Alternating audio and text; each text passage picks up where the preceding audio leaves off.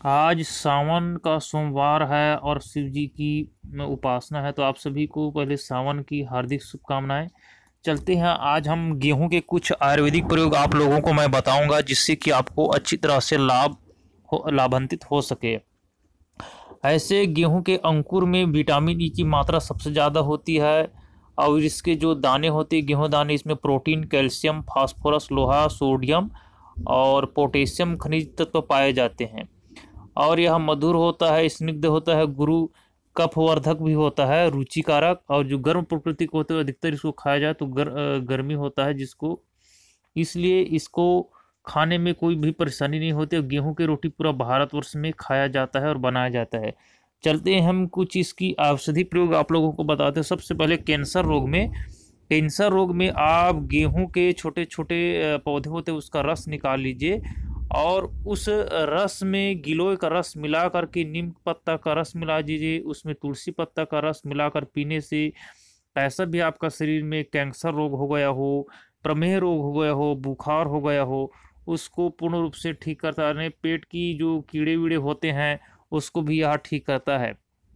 और धातु पुष्टि बाजीकरण के लिए, इम्पोर्टेंसी नपुंसकता हो गई उसके लिए, गेहूं को दूध में पका करके ठंडा कर लीजिए, और केवांच बीज और गेहूं दोनों को पका लेना है, और उसमें घी मिला करके खाने से आपके जो लिंग में जो कमजोरी हो गया होता है उसको पूर्ण रूप से यह ठीक करता है और लाभ पहुंचाता है।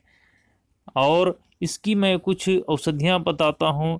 जैसे किसी भी प्रकार से आग में जल गया हो आपका शरीर, तो उस जले हुए स्थान में गेहूं के शुद्ध आटे को पानी में घोल बना करके उस जगह पर लेप किया जाए, तो उस जलन जो होता है, पीड़ा होता है, उसको पूर्ण रूप से यह ठीक करता है। और टूटी हुई हड्डी में आप लाख लेना है, और गेहूं और अर्जुन की छाल, इन तीनों चीज़ों को घी में मिला करके, उस पहले चूर्ण बना लेना, घी में मिला करके या तो पका करके खाने से, और ऊपर से दूध पीने से टूटी हुई हड्डी पूर्ण रूप से जुड़ जाती। पर ध्यान रहे, उस चीज़ अगर टूटी हुई खिसक गई हो उस हड्डी को आपको सीधा करना होगा। और इसकी मैं कुछ और वनौषधियाँ जड़ी बूटी बताता हूँ। जैसे हमारी माता बहनों को योनि संबंधित रोग हो गए, खुजली होना और कुछ स्राव आना, तो उसमें आप गेहूं के आटा, रेवन, चीनी को घोल बना करके हल्का गर्म करके योनि में लेप करने से, बफारा देने से योनि की खुजली, योनि संबंधित जो रोग होते हैं वह हमारी माता बहनों को अत्यंत लाभकारी होता है। तो इस तरह से हमारी माता बहनें भी प्रयोग कर सकते हैं।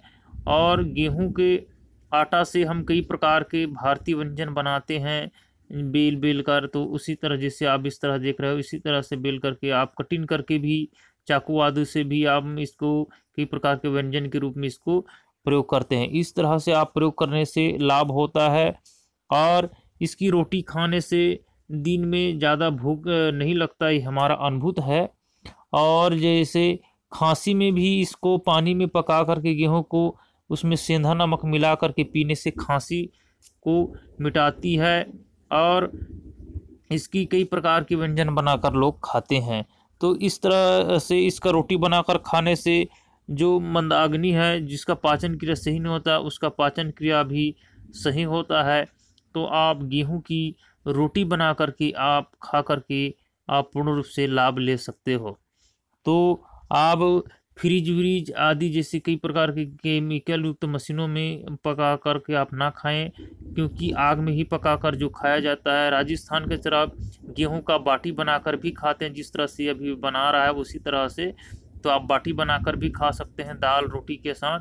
यह अत्यंत यह स्वादिष्ट पौष्टिक है। आप सभी को सावन की हार्दिक शुभकामनाएं।